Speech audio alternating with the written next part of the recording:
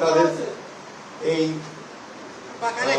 দেশনেত্রী জানাজা, দাফন, মন্ত্রসূচির সমস্ত কাজগুলো সুষ্ঠুভাবে সম্পন্ন করার জন্য কোঅর্ডিনেট করার জন্য তারা আমাকে আমন্ত্রণ জানিয়েছিলেন ক্যাবিনেট থেকে।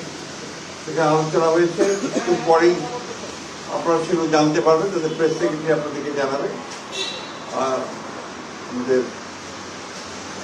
প্রধান উপদেষ্টা তিনি বোধহয় একটা জাতির উদ্দেশ্যে ভাষণও দেবেন। আপনারা তাদের কাছ থেকে সব কিছু জানতে পারবেন, যেহেতু তাদের মিটিং তারাই জানাবেন, সেটাই ভালো হবে। আমাদের বিষয়গুলো আমরা আপনাদেরকে সকালে জানিয়েছি। আর আমাদের 12:30টার সময় আমাদের স্ট্যান্ডিং কমিটির একটা মিটিং আছে বিএনপির। সেই মিটিংয়ে আমাদের সমস্ত সিদ্ধান্তগুলো চূড়ান্ত করে আমরা আপনাদেরকে আবারও জানাবো। টাইমটা জানতে থাকবো, সেই ক্ষেত্রে আপনাদের কাছে আমরা সর্বাত্মক সহযোগিতা চাইব। আপনারা সবাই দেশনেত্রী বেগম খালেদা জিয়ার জন্য দোয়া করবেন। আসসালামু আলাইকুম।